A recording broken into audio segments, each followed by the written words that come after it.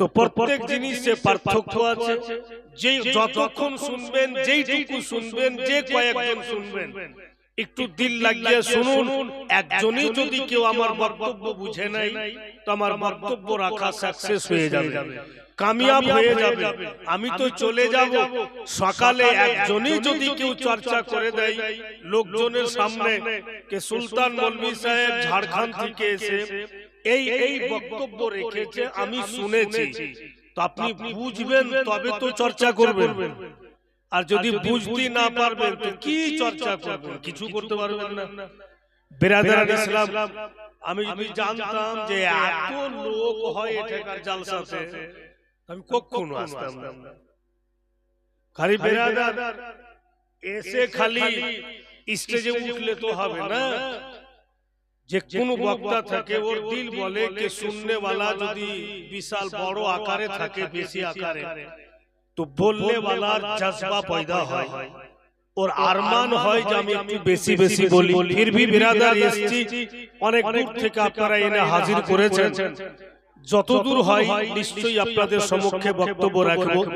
একবার আমরা সবাই নবী পাকের প্রতি দুরূদ শরীফ পাঠ করব, কারণ যেই নবী ছাড়া গতি নাই, পরিষ্কার কথা। নবী ছাড়া গতি নাই, জিনার কালমা পড়ে ঈমান এনেছে, যিনি রাহমাতাল লিল আলামিন, জিনার নাম আযান থেকে যদি সরিয়ে দিই তো আযান হবে না। নবী পাকের নাম যদি আকামাত থেকে সরিয়ে দিই তো আকামাত হবে না। নবী পাকের নাম পহলা কালমা তয়্যব থেকে যদি সরিয়ে দিই তো পহলা কালমা তয়্যব থাকবে না। তো নবীর নাম ছাড়া আযান থাকবে না, আকামাত থাকবে না, আর নবীর নাম বাদ দিয়া কালমা শরীফ হইবে না। আর একজন হিন্দু ব্যক্তিকে সারা জীবন যদি লা ইলাহা ইল্লাল্লাহ পড়ে, মুসলমান হওয়া তো দূরই থাক, ইসলামের কাছেও আসতে পারবে না। লা ইলাহা ইল্লাল্লাহ পড়িয়ে আর যখনই ওকে মুহাম্মদুর রাসূলুল্লাহ পড়িয়ে দিব তো পূর্ণ রূপে ইসলামে শামিল হয়ে যাবে। তো নবী মুস্তাফার নাম ছাড়া ইসলামে শামিল হতে পারবো না। তো বলুন, ওই নবী ছাড়া তো আমাদের গতি নাই। বুঝতে পারছেন? আমার হালকা বাংলা বোঝা যাচ্ছে? বিরাদরান ইসলাম, বন্ধুগণেরা আমার, আমরা সবাই দুরূদ পাক পড়ব, তারপরে ইনশাআল্লাহ কিছু আলোচনা হবে। যদি আপনাদের মনোযোগ হয়, যে কয়েকজনই আছেন চোখ বন্ধ করে বলবো ইনশাআল্লাহ, যদি শুনতে চাহেন। আর না চাইলে জবরদস্তি বক্তব্য শোনা যাবে না, কারণ বিনা হাল বাহাতে যদি বেতন পাই তো হাল বাহাবো কেনে? কেন জমিতে যাব খাটতে? বিনা খাটাতি বেতন পাইলে তো সবাই তো চাইছে সুখে হইলি হলো। তো পুরা মজমা যে কয়েকজন আছেন দুরূদ পাক পড়ুন। আল্লাহুম্মা সাল্লি আলা মাওলানা মুহাম্মদ ওয়া আলা আলি সাইয়্যিদিনা মাওলানা। তুমি ওগো দয়ার নবী,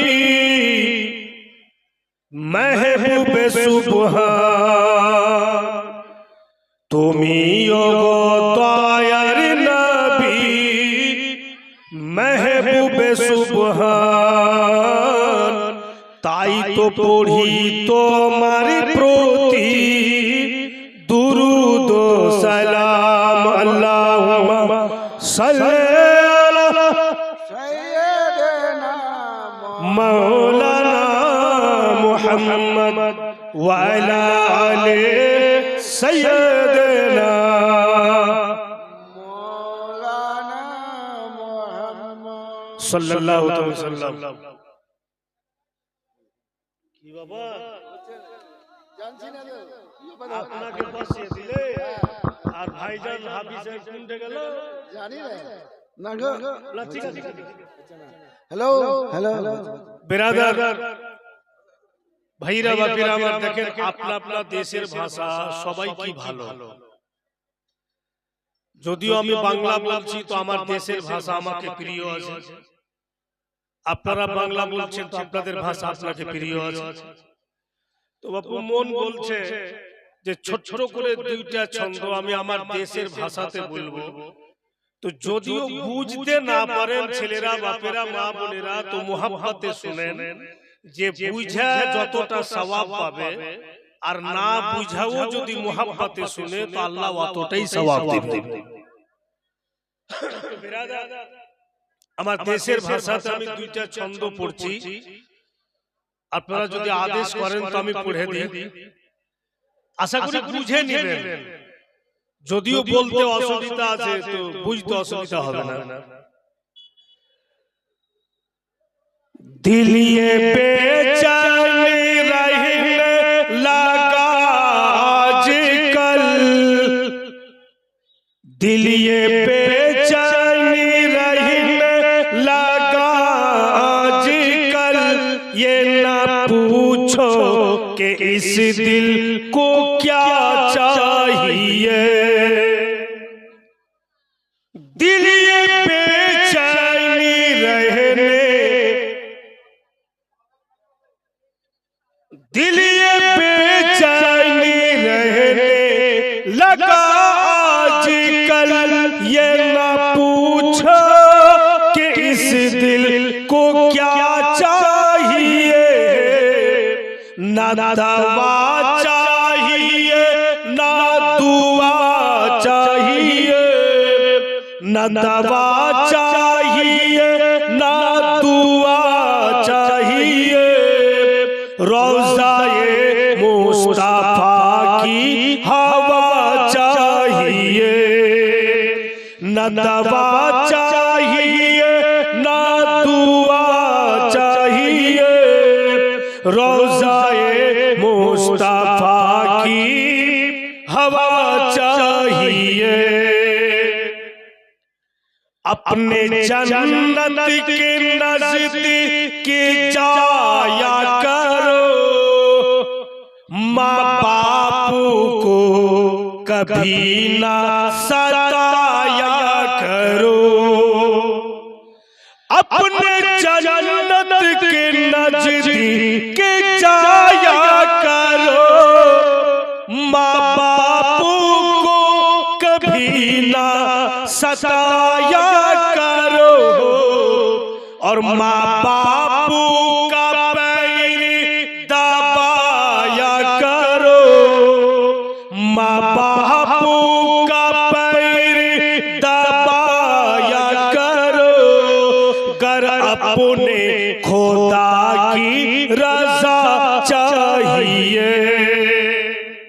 আমাদের দেশের ভাষাতে বলছে যে নিজের জান্নাতের নিকটে যাও আর মা বাপকে কখনো কষ্ট দিও না, কথাটি এটি বলছে।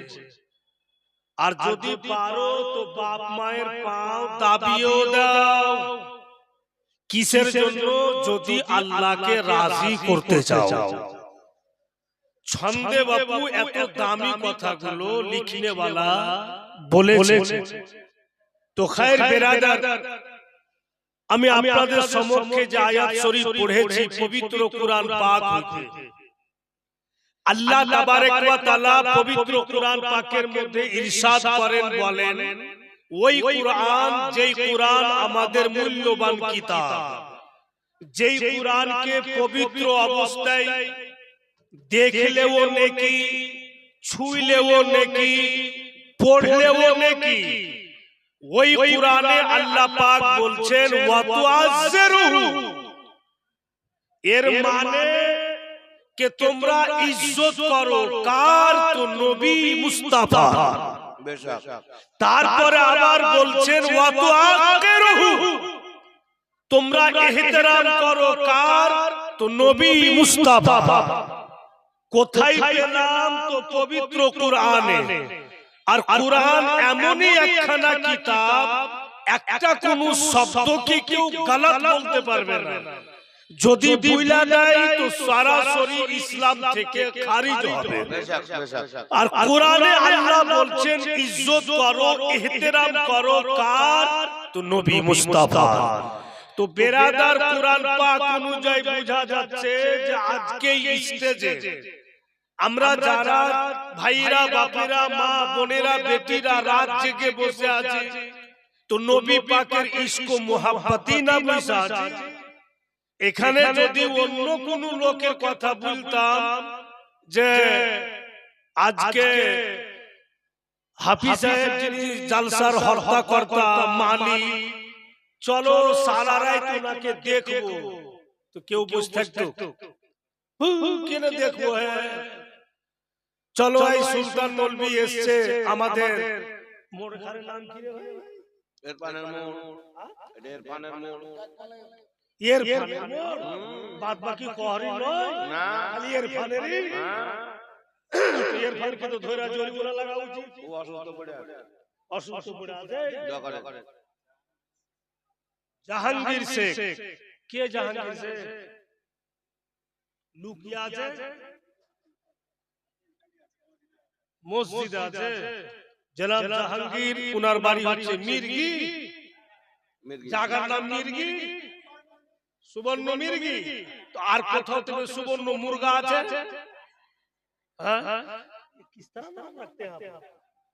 জাহাঙ্গীর সাহেব 1000 টাকা। নারায়ে তাকবীর, নারায়ে রিসালাত। তো বিরাদার, আর যাদের দিলে নবী পাকের ইজ্জত ও ইহতিরাম থাকবে, ওদের ঈমান কেউ কখনো লুটতে পারবে না। নাম বলতে মানা করেছে, টাকাটা তো দিয়েছে। মাগে নাম বলিস না, টাকা দে। টাকা আসলে হলো না, লিব না মানে ওটাই তো কেমন কথা। নাম বলুক বা না বলুক, টাকাটা আসলে হলো। তো বিরাদার, নবী পাকের ইশক ও মোহাব্বতে জীবন যাপন করা আমাদের কাম, আর আমাদের ঈমানের হিফাজত করা নবী মুস্তাফার কাম। একজন আর কে যেন 100 টাকা। বিরাদার ইসলাম, যে যে কথা দিচ্ছি আমরা এখানে কিনা সব কিন্তু নবী পাক জানছেন। ওনার কাছে কিচ্ছু ছুপা নাই।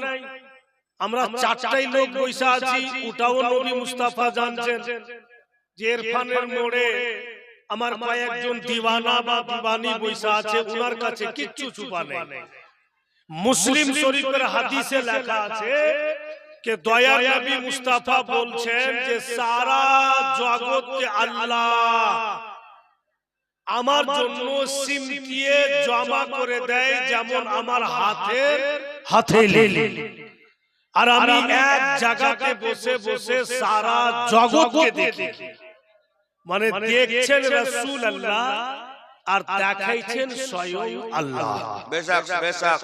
তো আমাদের সকলকে উনি দেখছেন, সব খবর আছে। अब खबर उनाके আছে কি নাই, ভাইরা বাপেরা মা বোনেরা উনি জানতে পারছেন কি পারেন না, একটু ঝলক আপনাদেরকে দিচ্ছি যেন কথাগুলো আপনাদের মনে থাকে।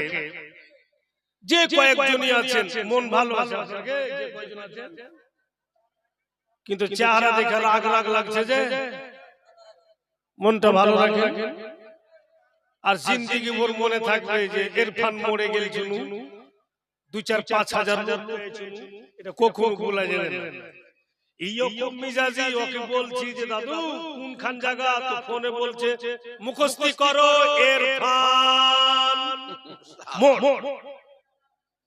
আমি যা বুঝে নিয়েছি, ফের শুনো ইরফান মোড়। এমন করে বলেছে যে অন্য জিনিস ভুলে যাব, কিন্তু এই যে একবারে লম্বা সুরে নাম ভোলা যাবে।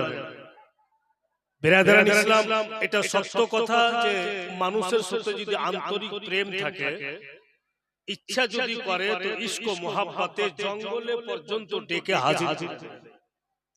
তো বিরাদার সত্যি ইনার সঙ্গে একটা আন্তরিক ভাব আছে, বলেই হয়তো ওনার কথা টালতে পারা যায় না। হয়তো অন্য কেউ ফোন করতো তো অনেক কিছু বলে দিতাম, এটা ওটা বাহানা। কিন্তু কিছু কিছু আন্তরিক বন্ধু আছে যারাকে কোনো সময়তে ইনকার করানো যায় না। তো যেই বক্তব্যটি আমি রাখছি, ভাইয়েরা বাপেরা মা বোনেরা খুব ধ্যান দিয়ে শুনেন। আশা করি প্রত্যেকটা ওয়ার্ড আপনারা বুঝতে পারবেন। কিতাব লেখক লিখছেন যে ছোট ছোট বাচ্চা বাবু খেলাধুলা করছে, আর ওই বাচ্চাদের সঙ্গে নবী পাকের দুইজন নাতিও খেলাধুলা করছে। কে দুইজন নাতি? তো ইমামে হাসান আর ইমামে হুসাইন। সুবহানাল্লাহ সুবহানাল্লাহ। ওর মধ্যে একজন ছেলে বলছে, আর আমি খেলবো না, আমি বাড়ি চললাম। তো হাসান কারিমাইন বলছে, কেন? ছেলেটা জবাব দিচ্ছে যে আজকে আমার মা আমার জন্য বাড়িতে ক্ষীর রান্না করে, মা ক্ষীর রান্না করে, তাই আমি ক্ষীর খেতে যাব। তোমরা খেলো, হয়তো আমার মায়ের ক্ষীর রান্না করা হয়ে গেল, আমি ক্ষীর খেতে যাব। ছেলেটা বাপু চলে এল। এবার ইমামে হাসান ইমামে হুসাইন ইনারাও দোনো ভাই বাড়ি চলে যায়। বাড়ি গিয়ে হযরত সৈয়দা মা ফাতেমা রাদিয়াল্লাহু তাআলা আনহাকে বলছেন, মা উমুকের মা ক্ষীর রান্না করছে বেটি, ওর বেটা খাবে। মা গো, আজকে কি আমাদের ক্ষীর রান্না হবে না? আমরা দোনো ভাই কি খেতে পাবো না? আর এমন টাইমে দোনো ভাই ক্ষীর খেতে চাইছে। লিখছে উনার জিন্দেগি কিতাবে कि তখন হযরত মা ফাতেমা 3 দিন কর ভूखा। সুবহানাল্লাহ সুবহানাল্লাহ। বাড়িতে কিছু নাই, আর দোনো ছেলে ক্ষীর খেতে চাইছে।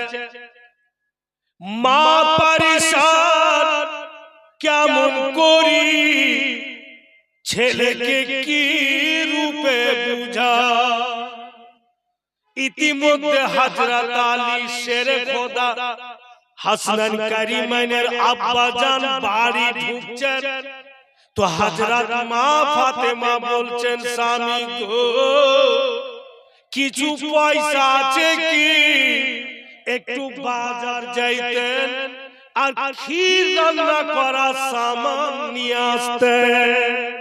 হযরত আলী শেরে খোদা ইশারা করছেন, ফাতেমা আমার পকেটে একটাও টাকা নাই যে আমি ক্ষীর রান্না করা সামান নিব। আল্লাহ আল্লাহ সুবহানাল্লাহ। হযরত মা ফাতেমা দোনো ছেলেকে বুকে চেপে ধরলেন। কেমন করে বুঝাই, আমার মা হোক বা আপনার মা হোক, যদি বাবু আমরা বাচ্চা কালে মায়ের কাছে কিছু খেতে চাই আর মা যদি দিতে না পারে, মা খুবই কষ্ট পায়। মা এমনই একটা জিনিস যে মা বাবু মিথ্যা কথা বলে ও নেকি করছে, আর আমরা সত্য কথা বলে পারছি না। আর মাকে দেখেন মিথ্যা কথা বলে নেকি নিচ্ছে। মা সুলতান নবী সাহেব যখন বাচ্চা ছিল, আর পুষ মাসের ঠান্ডা, আর ফের দেখছি এরামে আজকাল সব বিক্রি করে বাড়াই না, পেপসি বেচছে, কুলকুলি বেচছে তো ভাই। তো ওইগুলো ঠান্ডা।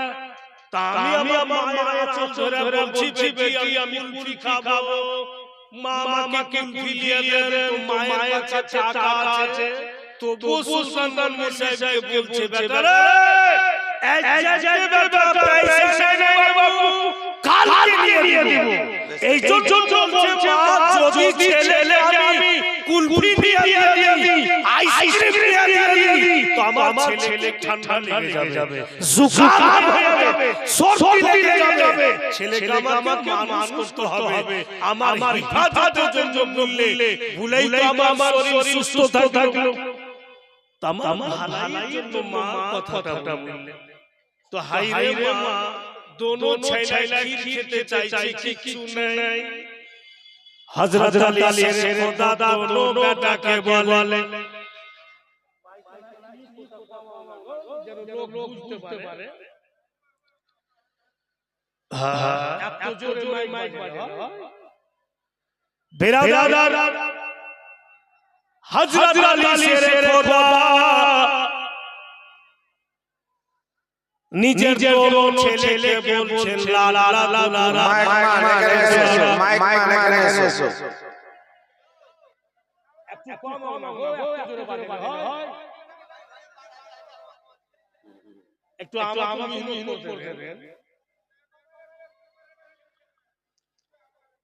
बिरादरान इस्लाम भाईरा बापीरा বোনেরা তো হযরত আলী শেরে খোদা বলছেন এই লা লা লা একটু ধৈর্য ধরো বাপু আল্লাহ যদি চাহে বেটা তো তোমরাও ক্ষীর খাবে সুবহানাল্লাহ তো তোমরা একটু আরাম করো আমি আসছি বাবা यही কথা বলা হযরত আলী दोनों ছেলেকে আরামের জায়গা দিলেন হযরত মা ফাতেমাকে বলছেন ওগো ছেলেরাকে সান্তনা দাও আমি আসছি নিশ্চয়ই এদের ক্ষীরের ব্যবস্থা হবে এই বইলা হযরত আলী শেরে খোদা বাড়ি থেকে বেরিয়ে গেলেন বাড়ি থেকে বেরিয়ে যাচ্ছেন হেঁটে হেঁটে যাচ্ছেন আর চিন্তা করছেন আল্লাহ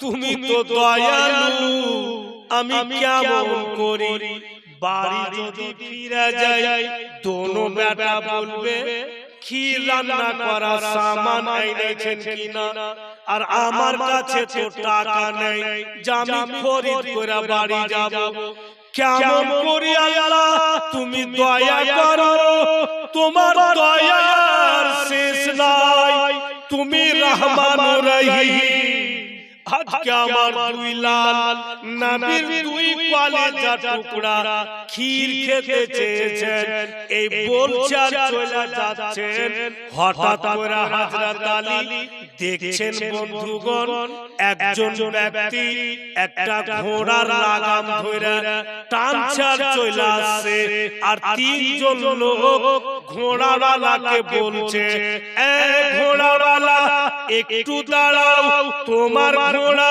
খুবই সুন্দর আমাদের পছন্দ হচ্ছে এত ডিজাইন वाला ঘোড়া এত কালারিং ঘোড়া কারণ বাবু জায়গা জায়গা লাল রং জায়গা জায়গা কালো জায়গা জায়গা ধলো যাকে চিচিকাবরা কালারের ঘোড়া বলা হয় এত সুন্দর লাগে মনে হচ্ছে কোন ব্যক্তি নিজের হাতে রং করে রেখেছে আর চিকনাও খুবই তাই ওই তিনজন ঘোড়াওয়ালাকে বলছে দারুণ ঘোড়া বিক্রি করবে কি যা টাকা নিবে দিচ্ছি টাকা নগদ নিয়ে নাও ঘোড়াটা দিয়ে দাও ঘোড়াওয়ালা জবাব দিচ্ছে হ্যাঁ ঘোড়া বিক্রি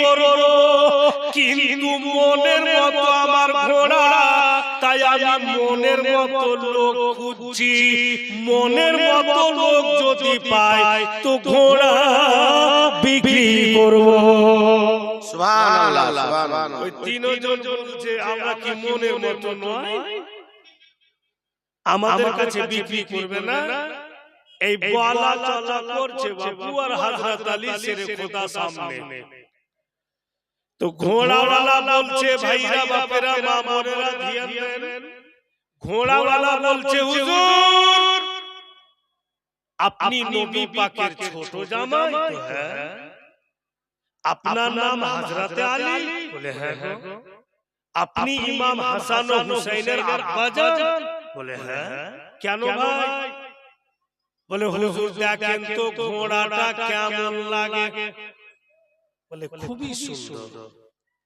দেখার মতো বলে হুজুর ঘোড়াটা আমি বেচবো আর মনের মতো লোককে বেচবো আপনি আমার মনের মতো ঘোড়াটা আপনি খরিদ করুন সুবহানাল্লাহ হযরত আলী শের খোদা নজরটা নিচে ঝুঁকে নিলেন আল্লাহ এবার আমি কি করি পকেটে পয়সা নাই ক্ষীর রান্না করা সামান নিতে পারি না এত দামি ঘোড়া আমি কি করে নিব আমার কাছে তো টাকা নাই ঘোড়াওয়ালা হযরত আলী শের খোদা চেহারাকে দেখা বলছে ওগো হযরত আলী শের খোদা ওগো হাসান কারিমের আব্বা জান ওগো নবী মুস্তাফার ছোট জামাই বুঝতে পারছি আপনার পকেটে পয়সা নাই বুইলা নজর নিচে ঝুঁকালেন নাই তো নাই হুজুর চিন্তা করিয়েন না ধরুন ঘোড়ার লাগাম ধরুন যান আপনি নিয়ে যান আপনাকে বাকিতে দিয়া দিলাম এখন পয়সা লাগবে না ঘোড়া নিয়ে যান যাবে আপনার কাছে টাকা হবে 100টা টাকা আপনি দিয়ে দিয়ে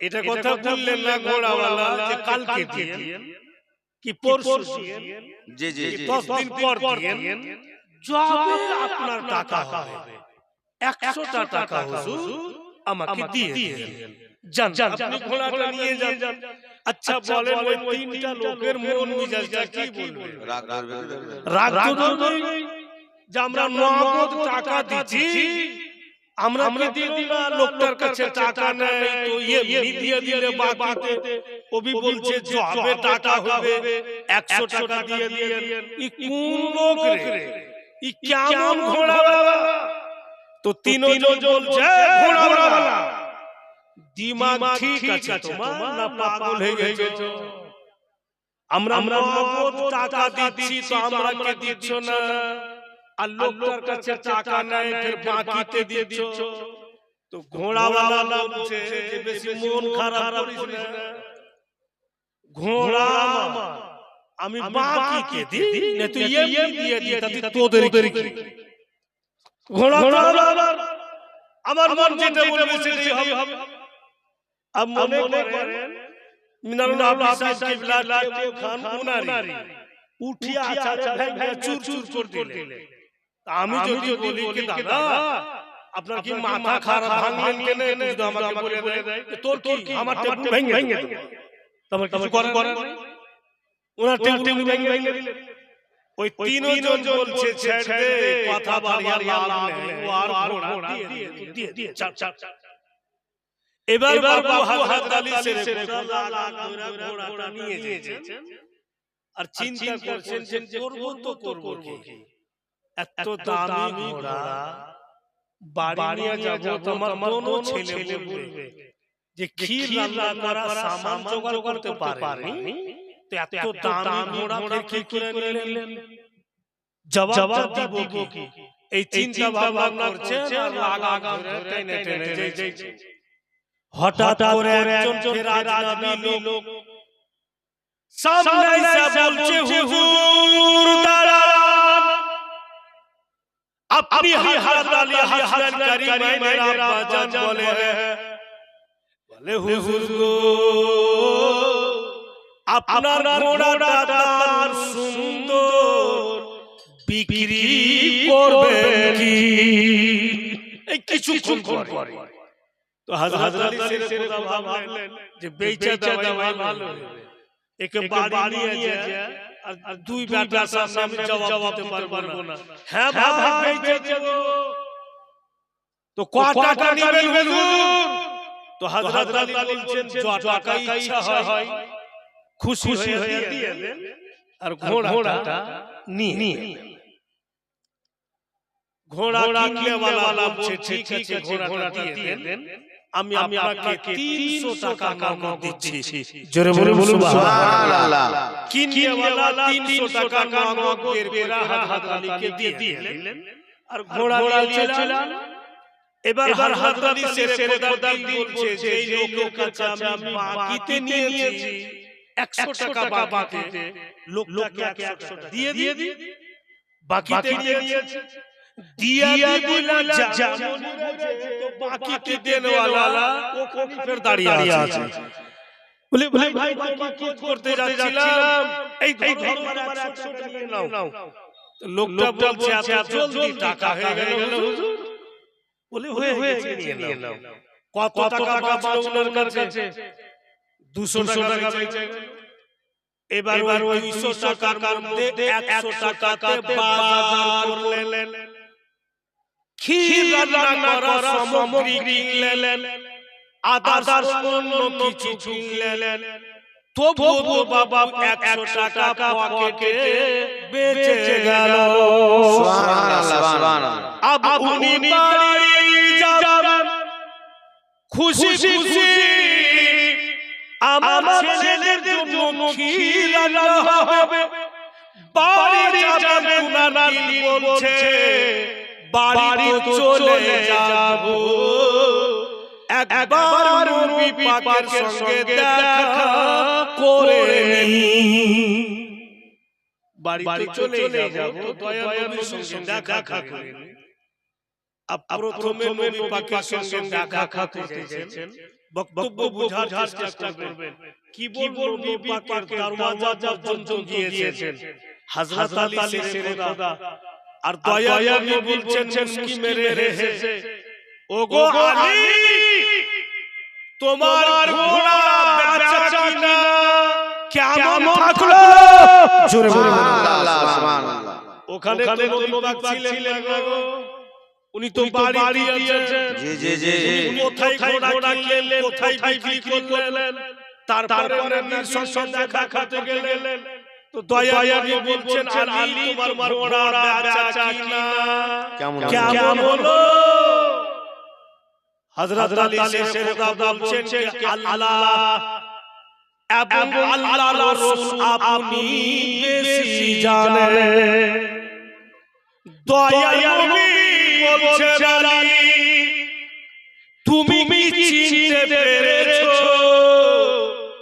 100 টাকা বাকিতে ঘোড়া দেনেওয়ালা কে ছিল তুমি কি চিনতে পেরেছো 300 টাকা নগদে খরিদ করনেওয়ালা কে ছিল তুমি কি চিনতে পেরেছো ঘোড়া এত সুন্দর কেন আর কোন জায়গা থেকে আনা হয়েছে কার জন্য ঘোড়া আছে তুমি জানো হযরত আলী বলছেন আকা আল্লাহ রাসূল আপনি বেশি জানেন জি জি জি মানে ঘোড়া 100 টাকা বাকিতে কে দিয়েছে ওটা নবী পাক জানছেন 300 টাকা নগদে কিনলে ওটাও নবী পাক জানছেন আর ঘোড়াটা কোন জায়গা থেকে আনা হয়েছে ওটাও নবী পাক জানছেন আর ঘোড়াটা কার জন্য তৈরি হয়েছে ওটাও নবী পাক জানছেন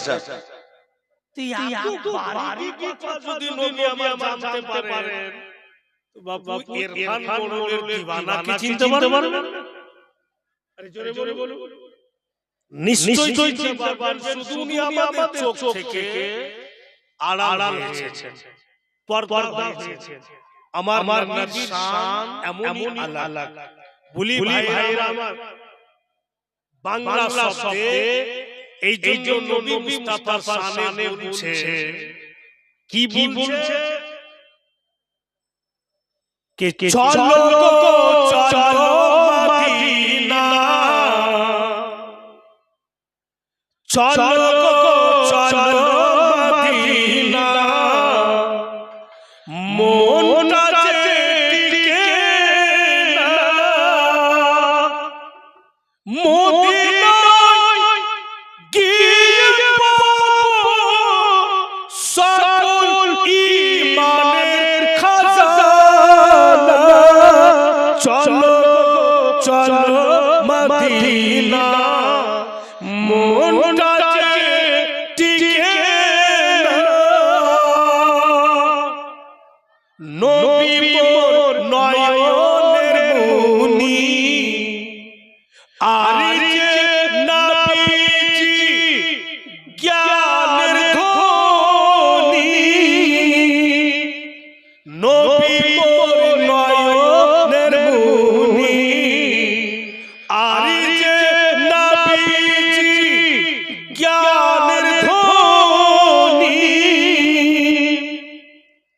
জান্নাতে যাবে একদিন যে হয় নবীর দিওয়ানা চলো চলো মদিনা মনটা যে টিকে না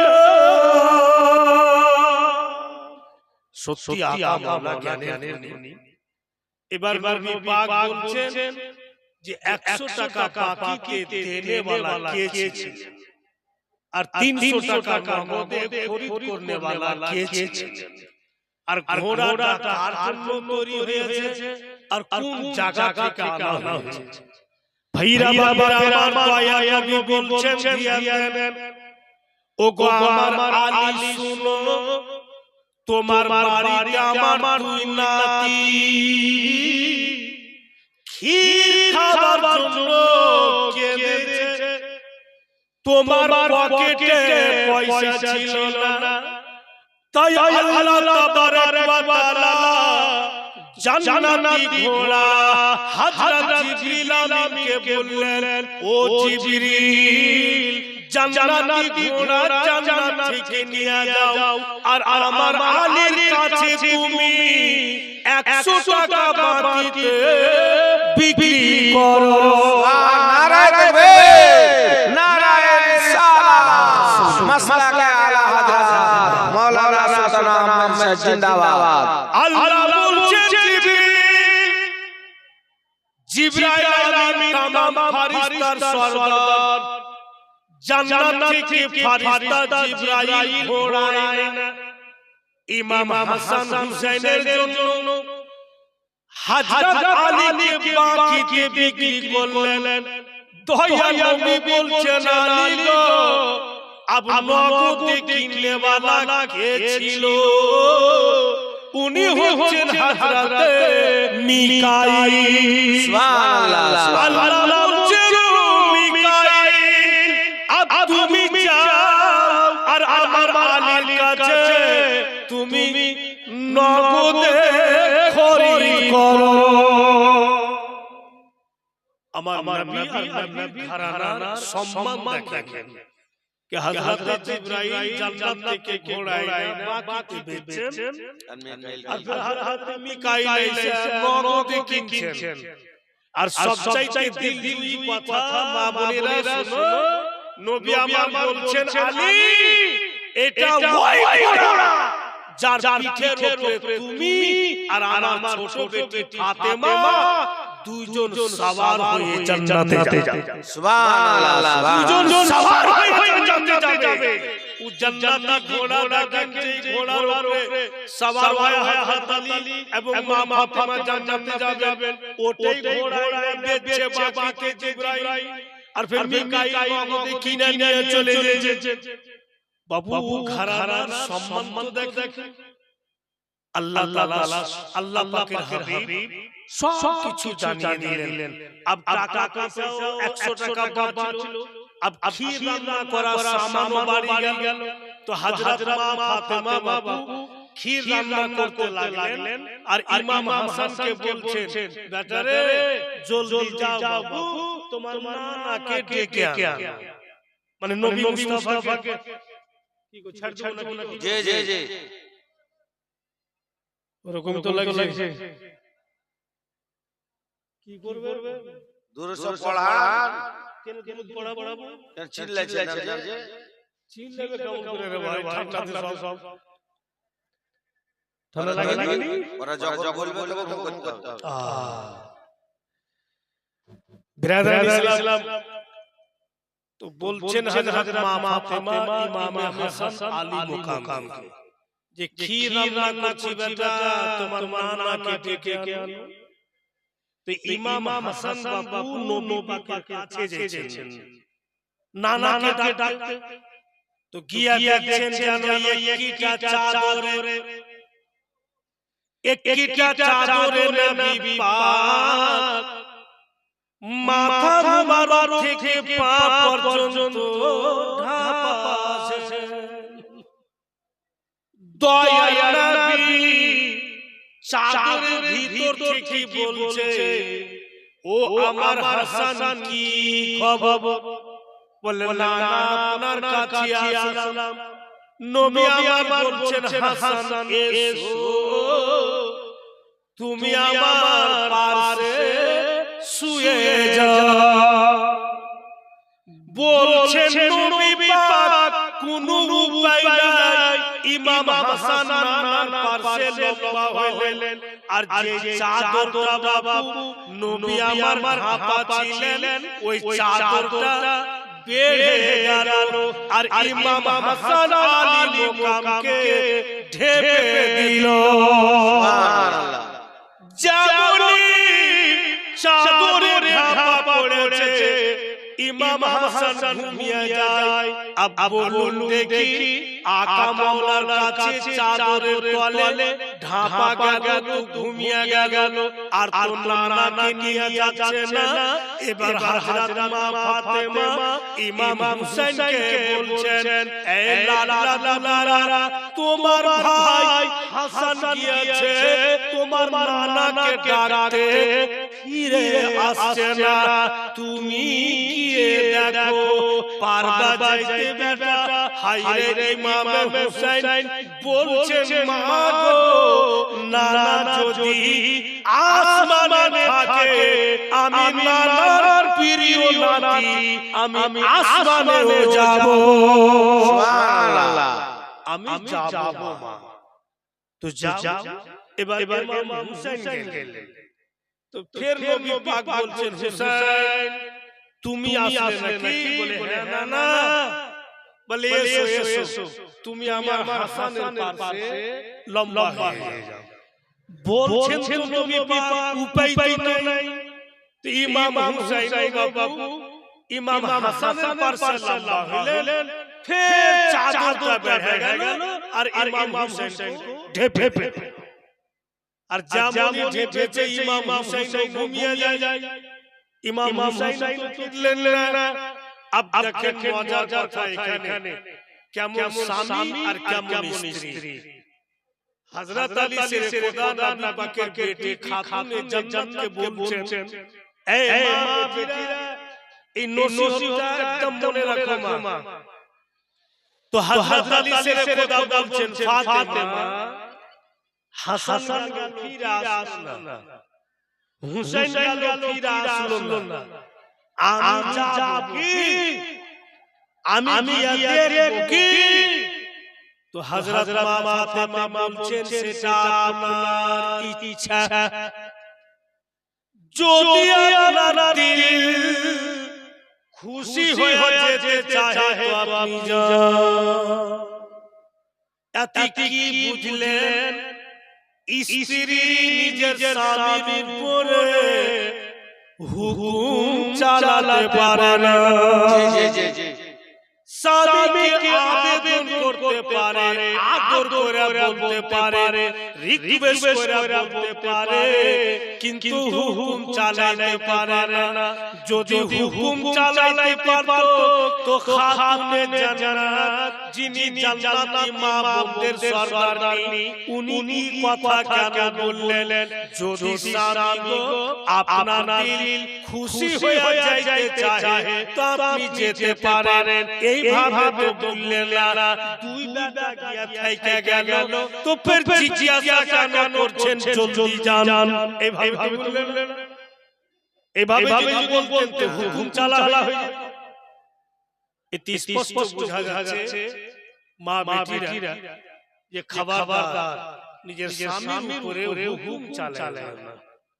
উনাকে আদর করে বল, যত্ন সহকারে আবেদন করো, তো নিশ্চয়ই তোমার কাম হবে। এবার তো হযরত আলী গেলেন, গিয়া দেখছেন তো কি চাদরে দু নাতি আর নানা আরাম করছে। যেমন কাছে গিয়েছে, নবী আমার বলছেন, কি খবর আলী? বলি ইয়া রাসূলুল্লাহ, আপনার দোনো নাতি আপনার কাছে আছে, তাই আমি আসলাম। নবী আমার বলছেন, আলী গো, তুমি হুসাইনের পাশে লম্বা হও। हजरत अली शेर खुदा इमाम हुसैन पास से लम्बा फिर चादरটা বেড়ে উনাকো ঢেপে দিল উনিও ঘুমিয়ে গেলেন अब बोले बाड़ी हजरत फातिमा रास्ता देखছেন কেমন করব কেউ তো ঘুরে আসছে না আমার আব্বাকে নিয়ে এবার বলতো গোলাম আমার আপনি বাড়ি থেকে বের হবেন তো বাড়িতে কে থাকবে দেখভাল কে করবে সুবহানাল্লাহ হায় রে মা ফাতিমা বাড়ির দরওয়াজাতে নবী পাকের প্রতি দুরূদ পাক পড়ে ফু দিয়ে দিলেন জোরে জোরে বলে সুবহানাল্লাহ আকা মাওলানার প্রতি দরুদ শরীফ পড়ে ফু দিয়ে দিলেন যে দুরুদে নবী আমার বাড়ির হিফাজত করবে সুবহানাল্লাহ এবার কিন্তু হযরত মা ফাতিমা যাচ্ছেন গিয়ে দেখছেন এই চাদরে চারজন ঢাকা দয়া নবী বলছেন কি খবর ফাতিমা তুমিও চলে আসলে মা বলে কি করব আব্বা জানার জামাইও এখানে আপনার জন্য নাতি এখানে আমি অপেক্ষা করতে করতে আমিও চলে আসলাম দয়া নবী বলছেন এসো বেটি তুমি আলীর পাশে লম্বা हजरत फातिमा हजरत अली पर से लम्बा फिर चादर खाना बेड़े उनको ढेपे दिलो पांचों एक ही चादरे ढापा কি এমন বন্ধু আছে বাবু ওই চাদরে যে ঢাকা পড়লি ঘুমিয়ে যেছে নিশ্চয়ই কিছু না কিছু মাসলাহাত আছে নিশ্চয়ই কোনো রহস্যময় কথা আছে ওই চাদরের মধ্যে আরে এই পাঁচজন কি বাবু পাঁচ পাঞ্জাতন বলা হয় এই পাঁচজনই হচ্ছেন পাঁচ পাঞ্জাতন নবী মুস্তাফা হযরত আলী শের খোদা হযরত মা ফাতিমা ইমাম হাসান ইমাম হুসাইন এই পাঁচজনই পাঁচ পাঞ্জাতন তো বাবুজি আমি মসজিদের ঘরে থেকে শুনছিলাম হেলাল সাহেব খুবই যেন চাঁদা করলেন খুবই দিলেন তো মন বলছে আমি চাঁদা করি না আমি নিজের কিসমতকে পরীক্ষা করছি যে চাঁদাটা তো উঠাবো কি রহস্য আছে আপনাদের শোনাবো তো কেউ কি একটা বাবা নেয় যে 2100 টাকা আমার সম্মান খাতিরে দিয়ে দিবে এখানে যে যখন অত দূর থেকে এসে তো অপমান করবো না দিয়ে 100 টাকা দিবে না ভাই চোখ ভারী দেখ কেন দিবে না দিতে তো দেওয়ার জন্য তোমার কাছে পয়সা সব দিয়েছেন হেলাল সাহেবকে আমার জন্য 5 টাকা ওরা রাখেননি 1 টাকাও নাই রে মা উজিরার বাবা পারসি কি নাম আপনার আরে উজিরার বাবা আচ্ছা ছেলে ও ইনার একজন ছেলে হাফিজ আছেন সুবহানাল্লাহ মুসলিম সাহেব উনি 100 টাকা সুবহানাল্লাহ মাশাআল্লাহ তো বিরাদার এই পাঁচ পাঞ্জাতনের ব্যাপারে বাংলা শব্দে কথা বলেছে অবশ্যই আমি আপনাদের শোনাচ্ছি দাঁড়ান কিন্তু আগে শুনে নেন এই পাঁচ পাঞ্জাতনের ব্যাপারে কি নাম আঞ্জুরা 100 টাকা সুবহানাল্লাহ তো বাংলা শব্দে বলছে কে পাঞ্জাতনের প্রেমে যে জন রোজা রাখিবে আল্লাহ পাকের রহমতে সে যে ভালো থাকিবে সাবিরুল ইসলাম 100 টাকা পাঞ্জাতনের প্রেমে যে জন রোজা রাখিবে আল্লাহ পাকের রহমতে সে যে ভালো থাকিবে তাই তো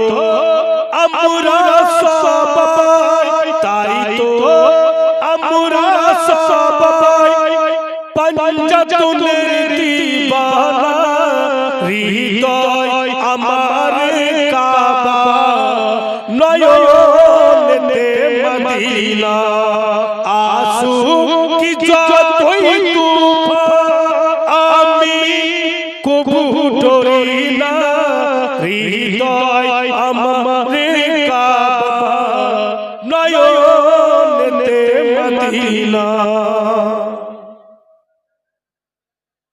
পাঞ্জাতনের পাঁচ পাতা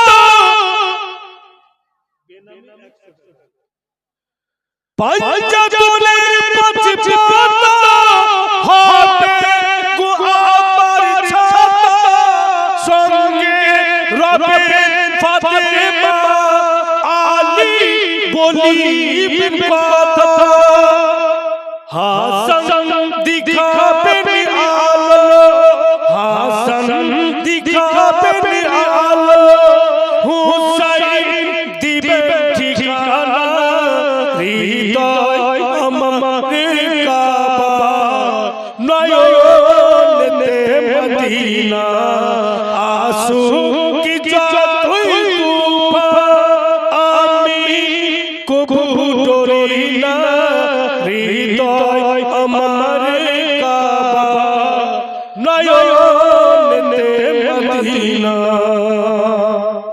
একবার সবাই দরুদ পাক পড়ুন তো আল্লাহুম্মা সাল্লাল্লাহু আলা সাইয়্যিদিনা মাওলানা মুহাম্মদ ওয়া আলা আলি সাইয়্যিদিনা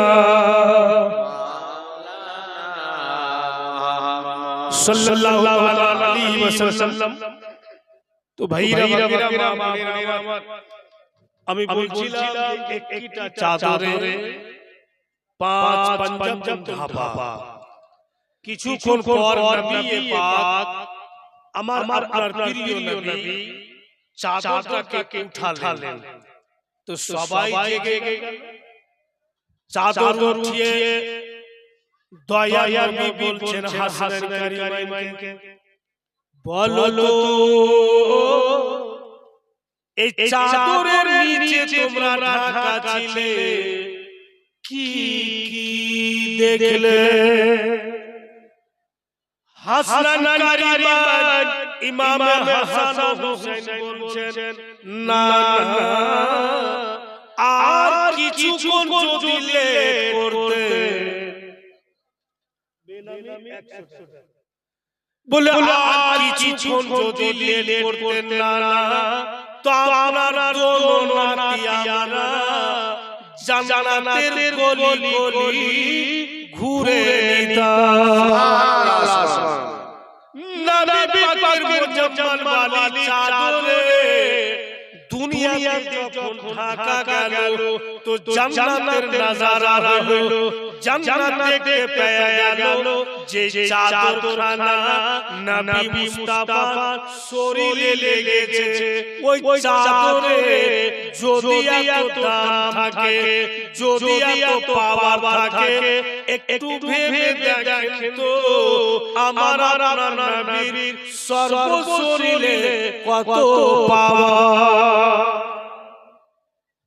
একটা কাপড় নবী পাকের জিসম মুবারকে লেগেছে এত মারতাবা এত বরকত যে ওই চাদরের তলে থেকে জান্নাতের নজারা করা যাচ্ছে তো আমার নবীর পবিত্র জিসম মুবারকে কত বরকত আছে ভাইরা বোনেরা আমার যেমন দেখছেন না পবিত্র কালাম পাক কুরআন পাক ওই কুরআন পাকে যখনই একটা জুজ দান বানিয়ে নিলেন কুরআন পাকের কভার বানিয়ে নিলেন তো আপনি তো ওই কভারটাকেও চুমছেন জি জি জি ও তো কাপড় মেরা তো চুমার দরকার কি ওর সম্মান কি করে বেড়ে যায় এই জন্য সম্মান বেড়ে গিয়েছে যে কুরআন পাকে লেগে গিয়েছে জি জি জি ভুলেই ও সম্মান বেড়ে গিয়েছে তো বিরাদার আমার নবী যদি না আসতেন তো কুরআন আসতো